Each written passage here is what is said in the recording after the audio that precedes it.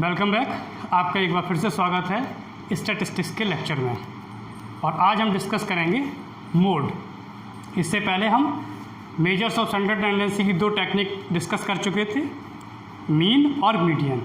We have already discussed the two techniques of measures of central tendency, that is mean and median. And today our topic is mode. कि अब इसमें what is mode, what are the objectives of mode and what are the applications and implications of mode in statistics। कि statistics में mode के क्या क्या advantages हैं, क्या क्या उसके applications हैं, and also what is the scope of mode। तो अगर हम mode की बात करें तो mode जो है, mode का मतलब होता है most repeated value in the series। किसी भी सीरीज में जो वैल्यू सबसे ज़्यादा बार रिपीट हो रही है, the value which is taking place in a series again and again and in most numbers, that is called mode। कि किसी भी सीरीज में जो वैल्यू बार बार अकर्ड हो रही है, that is occurring again and again। और अगर हम बात करें दूसरे तरीके से कि the value which have the greatest frequency and which has the greatest and maximum magnitude in the series, that is called the mode value. Mode word का अगर हम देखें कि कहाँ से इसका ये ओरिजिनेट हुआ है, from where it has derived, तो मोड की उत्पत्ति होती है फ्रेंच वर्ड ला मोड से।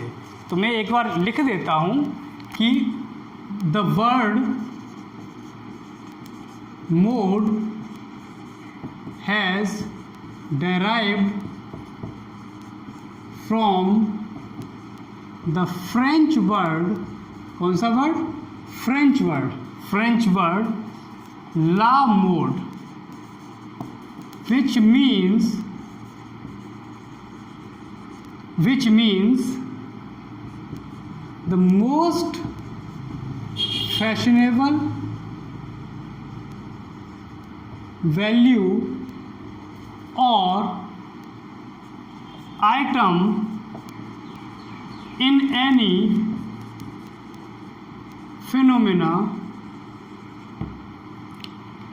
इसका मतलब है कि मोड की जो उत्पत्ति है, mode has derived from the French word ला मोड, which means the most fashionable value और item in any phenomena.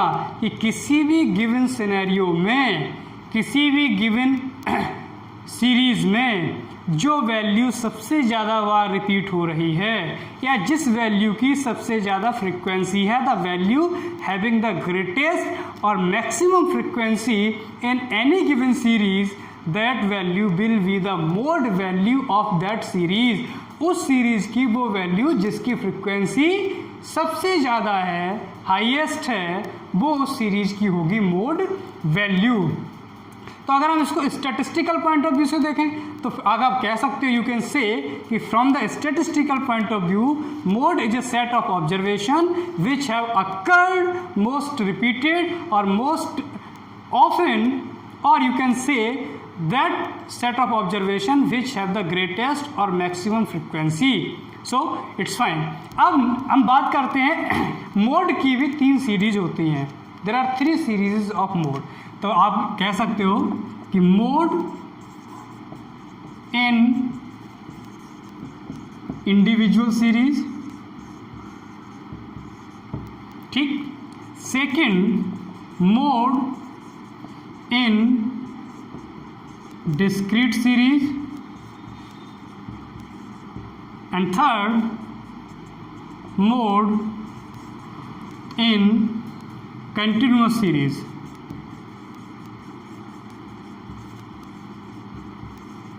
Fine. तो ये 3 सीरीज हो गई, first individual series, second discrete series और थर्ड कंटिन्यूअस सीरीज। आज के लेक्चर में हम सिर्फ इन 2 सीरीज को डिस्कस करेंगे, एक इंडिविजुअल और एक डिस्क्रीट। कंटिन्यूअस सीरीज को वी विल डिस्कस टुमारो। तो आज हम सिर्फ इंडिविजुअल और डिस्क्रीट सीरीज को डिस्कस करेंगे कि इंडिविजुअल सीरीज और डिस्क्रीट सीरीज में मोड वैल्यू कैसे कैलकुलेट करते हैं, how the value of mode is calculated in individual and discrete series. और मोड को एक और चीज़ समझिए, मोड को रिप्रेजेंट करते हैं कैपिटल Z से। मोड इज रिप्रेजेंटेड और denoted by capital Z। Clear? तो अब सबसे पहले हम देखते हैं मोड इन इंडिविजुअल सीरीज। इसे हम साफ कर देते हैं और इंडिविजुअल सीरीज में हम मोड को कैलकुलेट करके देखते हैं कि हाउ इट इज कैलकुलेटेड।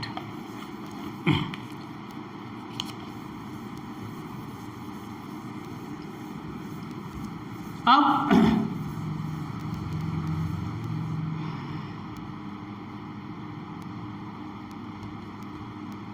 तो एक इलस्ट्रेशन है मेरे पास। इलस्ट्रेशन है कि फाइंड आउट मोड, इलस्ट्रेशन है find out mode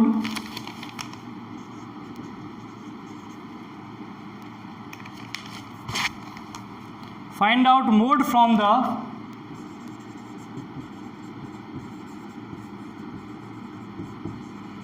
following data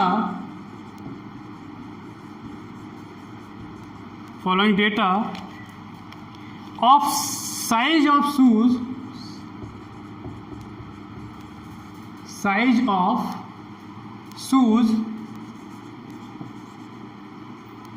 sold at a shop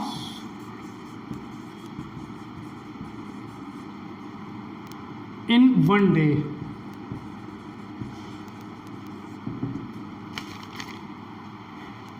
क्या कि एक जूतों की दुकान पर दिन भर में जो जूते बेचे जाते हैं उसमें किस नंबर के जूते सबसे ज़्यादा बेचे जाते हैं, यही तो मोड वैल्यू होगी। तो अब देखिए क्या है, क्या क्या साइज दिए हुए हैं, 5, 9, 8, 7, 10, 5, 7, 6, 7, 1, 6, 2, 3 and 4। These are the sizes of shoes। अब इसमें हमें देखना है कि किस साइज के जूते एक पर्टिकुलर डे में सबसे ज़्यादा बेचे गए। तब ये इंडिविजुअल सीरीज है, तो इंडिविजुअल सीरीज के में मोड कैलकुलेट करने के लिए सबसे पहले उन वैल्यूज़ को आप असेंडिंग ऑर्डर में अरेंज कर लीजिए। You have to first step is to arrange the values in ascending order, that is lowest to highest। you have to arrange the value in an increasing order, कि एक बढ़ते हुए क्रम में ऊपर से नीचे की ओर आप उन सभी वैल्यू को अरेंज कर लीजिए अगर वो उस ऑर्डर में वैल्यू नहीं दी हुई है तो सबसे पहले अब सॉल्यूशन करेंगे इसको। तो सबसे पहले लिखेंगे एरे, उसको क्या लिखते हैं, array in ascending order. Ascending order क्या होता है, छोटे से ऊपर, लोएस्ट टू हाईएस्ट, सबसे छोटी वैल्यू फिर उससे बड़ी वैल्यू फिर उससे बड़ी वैल्यू फिर उससे बड़ी वैल्यू और लास्ट में हाईएस्ट वैल्यू। तो सबसे छोटी वैल्यू क्या है, 1, तो 1 लिख दीजिए, यहाँ टिक लगाते जाइए। 1 के बाद 2, 2 के बाद 3, 3 के बाद 4, 4 के बाद 5, 5 फिर से एक बार 5 है तो फिर अगेन 5, उसके बाद 5 के बाद 6, 6 एक बार फिर 6 है तो फिर से 6 लिख दीजिए एक बार और। 6 के बाद 7, 7 के बाद अगेन 7, फिर 7 के बाद अगेन 7, 7 के बाद फिर 8, 8 के बाद 8 एक ही बार है 9 और 9 के बाद 10। अब देख लीजिए सभी वैल्यू हमने अरेंज कर दी, यानी काउंट कर लेते हैं। 1, 2, 3, 4, 5, 6, 7, 8, 9, 10, 11, 12, 13, 14 इन वैल्यू को काउंट कर लेते हैं। 1, 2, 3, 4, 5, 6, 7, 8, 9, 10, 11, 12, 13, 14 एग्जैक्टली। अब हमने इनको असेंडिंग ऑर्डर में अरेंज कर लिया। अब देख लीजिए कि कौन सी वैल्यू सबसे ज़्यादा बार रिपीट हुई है। 1 टाइम, 2 1 टाइम, 3 1 टाइम, 4 1 टाइम। अब देखिए 1 का रिपीटेशन एक बार, 2 का रिपीटेशन एक बार, 3 का रिपीटेशन एक बार, एक ही बार आई है। 4 का रिपीटेशन एक बार, 5 2 बार आया है, तो 5 का रिपीटेशन 2 टाइम्स, 6 का रिपीटेशन 2 टाइम्स, 7 का रिपीटेशन 7 7 7 3, 8 का रिपीटेशन 1, 9 का रिपीटेशन 1, 10 का रिपीटेशन। अब देखिए 3 और 4 7, 7 वैल्यू तो ऐसी है जो केवल single time that has occurred only 1 time, एक ही बार आई हैं। 5 और 6 2 2 बार आई हैं, लेकिन 7 कितने बार आई है? 3 बार। यानी कि 1 2 3 और 4 साइज के 1 2 3 4 8 9 और 10 इस साइज के जूते तो एक बार बिके हैं, एक पेयर जूते का बिका है। 5 नंबर का जूता के 2 पेयर बिके हैं, 6 नंबर के शूज़ के 2 पेयर बिके हैं, लेकिन 7 नंबर के शूज़ के पेयर 3 बिके हैं। तो इसमें मोड वैल्यू क्या होगी? 7। तो आप लिखोगे since the size 7 has maximum repetition, therefore mode size of shoes will be 7। इतनी सी बात होती है इंडिविजुअल सीरीज में। This is the individual series. इसमें कुछ नहीं करना होता है, वैल्यू को सबसे पहले असेंडिंग ऑर्डर में आपको अरेंज करना है, और असेंडिंग ऑर्डर में अरेंज करने के बाद देखना है कि कौन सी value maximum number of times occurred हो रही है। जो वैल्यू सबसे ज़्यादा बार के उस सीरीज़ में रिपीट होगी वही उस सीरीज़ की मोड वैल्यू मानी जाएगी। क्लियर? इसको एक बार फिर से आप देखोगे वीडियो को तो आपको और क्लियर हो जाएगा। अब हम दूसरा चलते हैं, ये इंडिविजुअल सीरीज हो गई। अब हम डिस्कस करेंगे मोड इन डिस्क्रीट सीरीज। अब हम डिस्क्रीट सीरीज में मोड को देखेंगे। ठीक है, अब देखिए ये इम्पॉर्टेंट है बहुत। डिस्क्रीट सीरीज की जब हम बात करते हैं तो डिस्क्रीट सीरीज क्या होती है? जिसमें वैल्यू दिया होता है और उसके करस्पॉन्डिंग उसकी फ्रीक्वेंसी दी हुई होती है। तो सबसे पहले लिखिए आप मोड इन डिस्क्रीट सीरीज। तो जब हम डिस्क्रीट सीरीज में मोड की बात करते हैं, when we will talk about the calculation of mode in discrete series, then there is 2 methods of calculating mode in discrete series. तो डिस्क्रीट सीरीज में मोड को कैलकुलेट करने के 2 मेथड्स हैं। कितने मेथड हैं? There are 2 methods. कौन कौन से मेथड्स हैं? सो आप लिख सकते हो देयर इज 2 मेथड्स। पहला A inspection method and B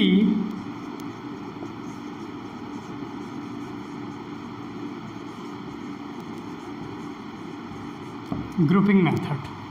first inspection method और second grouping method. First inspection method and second grouping method. Inspection method बड़ा इजी मेथड है। ग्रुपिंग मेथड में थोड़ी आपको मेहनत करनी पड़ती है, उसमें थोड़ा सा एनालिसिस ज़्यादा है। ग्रुपिंग मेथड कहाँ यूज़ करते हैं और इंस्पेक्शन मेथड कहाँ यूज़ करते हैं ये समझ लो। तो इंस्पेक्शन मेथड तो बहुत इजी है, मैं एक लाइन लिख देता हूँ।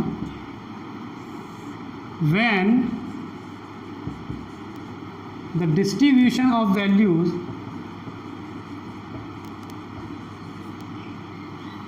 when the distribution of frequency is in regular or constant pattern, mode is located by using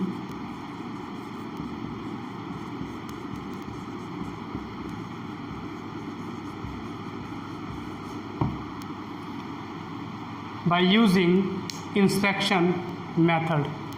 जब फ्रीक्वेंसी का distribution, when the distribution of frequencies is in regular and constant pattern, regular और constant pattern, mode is located by using inspection method. कि जो frequency का distribution होगा वो एक regular pattern में होगा, या तो वो इंक्रीजिंग ऑर्डर में होगा या वो डिक्रीजिंग ऑर्डर में होगा, इरेगुलर पैटर्न नहीं होगा। इधर it will be in increasing order और will be in decreasing order, but वो उस सेम पैटर्न को एक पर्टिकुलर लेवल तक फॉलो करेगा।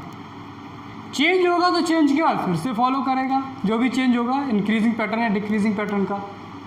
तो उस केस में हम इंस्पेक्शन मेथड को यूज़ करते हैं। उसमें करते क्या है, हम देख लेते हैं कि किस वैल्यू की फ्रीक्वेंसी सबसे ज़्यादा है। जिस वैल्यू की फ्रीक्वेंसी सबसे ज़्यादा होती है उसी वैल्यू को हम मोड वैल्यू मान लेते हैं। We have to inspect that which value have the maximum frequency and the value that has maximum frequency is assumed as the mode value of that series. ठीक, इसकी भी एक इलस्ट्रेशन कर लेते हैं तो आपको और ज़्यादा क्लियर हो जाएगा। तो देखिए,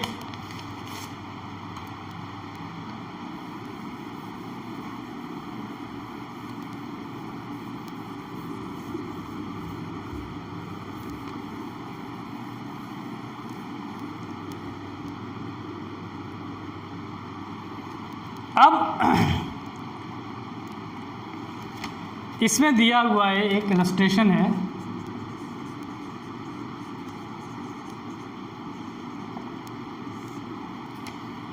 सैलरी दी हुई है, सैलरी रुपीज़ में दी हुई है और उसकी फ्रीक्वेंसी दी हुई है कि कितनी सैलरी कितने लोगों को दी जा रही है। ठीक, सैलरी दी हुई है 200,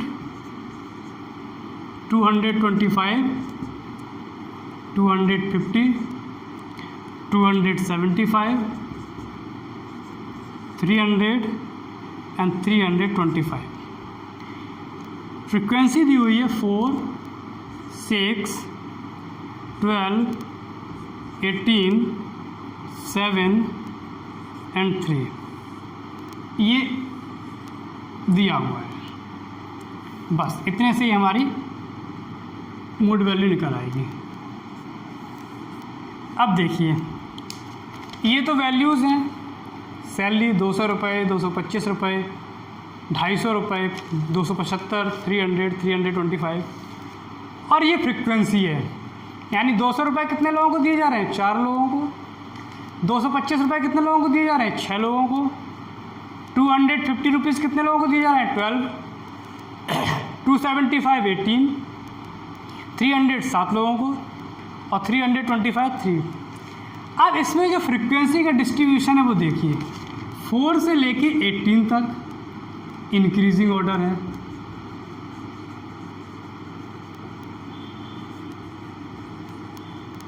और 7 से लेके 3 तक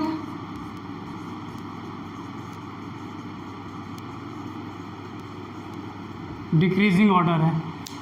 लेकिन वो रेगुलर पैटर्न में है कि 4 के बाद फिर से इंक्रीज हुआ 6, 6 के बाद इंक्रीज हुआ 12 और 12 के बाद इंक्रीज हुआ 18। यानी 4 से लेके वो कॉन्स्टेंटली इंक्रीज हो रहा है अप टू 18 तक, और 18 के बाद वो डिक्रीज हुआ 7 और 7 के बाद फिर से डिक्रीज हुआ 3। तो ये पैटर्न भी रेगुलर है। तो इसमें हमें कुछ नहीं करना है, ये रेगुलर पैटर्न में फ्रीक्वेंसी डिस्ट्रीब्यूशन है। तो इसमें सिर्फ हमें इंस्पेक्शन मेथड के थ्रू, केवल इंस्पेक्शन मेथड के थ्रू जो है हम इसमें मोड वैल्यू को कैलकुलेट कर लेंगे।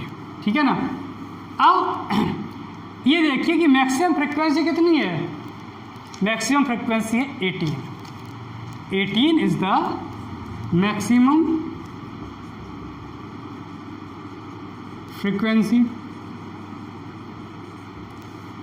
और 18 किसकी मैक्सिमम फ्रीक्वेंसी है, 275 की। 18 मैक्सिमम फ्रीक्वेंसी है, बट 18 किस वैल्यू की मैक्सिमम फ्रीक्वेंसी है, 275 की। तो 275 ही मोड वैल्यू होगी।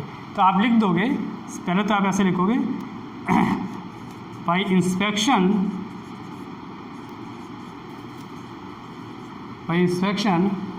it has been found, it has been observed that the value ₹275 has the maximum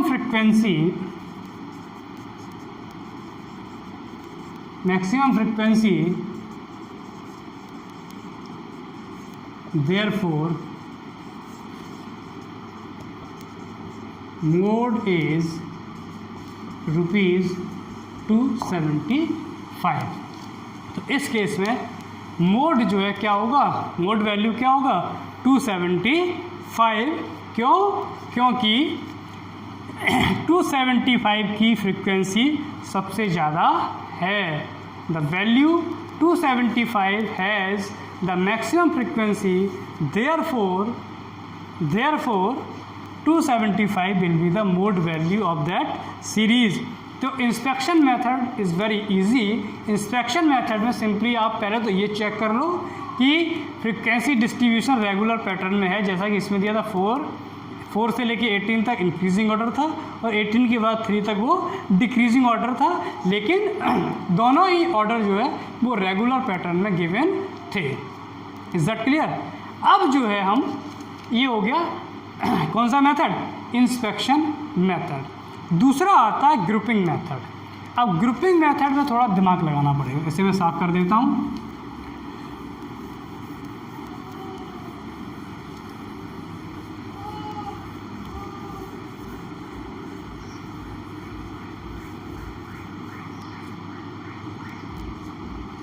अब सेकंड मेथड है आपका बी,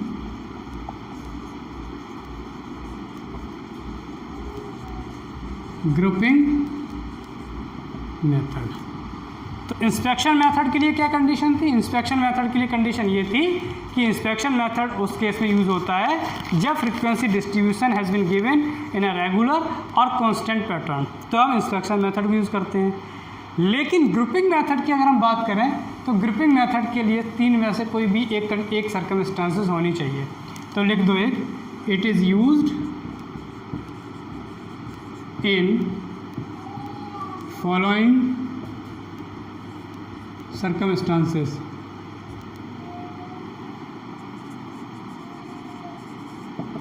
ठीक, पहला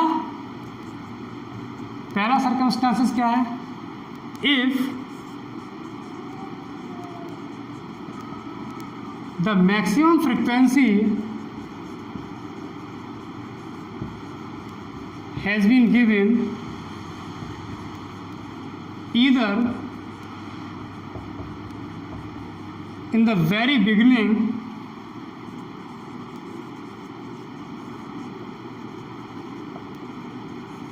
or at the end of the distribution।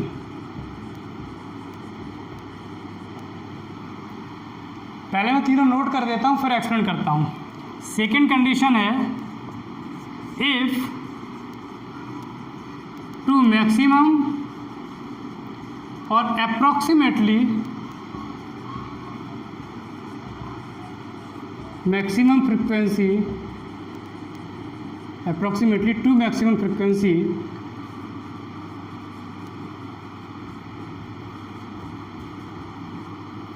had been occurred in neighboring frequency, neighboring frequencies, and third, if frequency distribution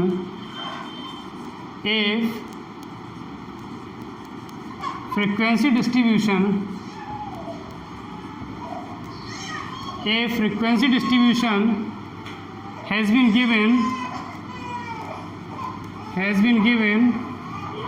in irregular pattern,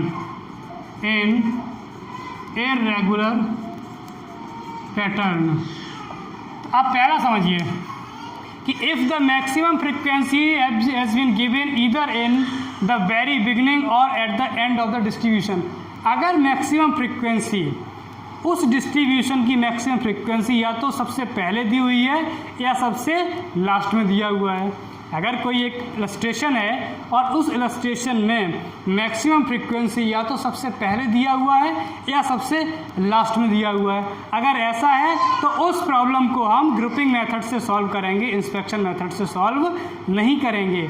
If the maximum frequency has been given either in the beginning or at the end of the distribution, in such case the given problem will be solved by using grouping method, not using by inspection method.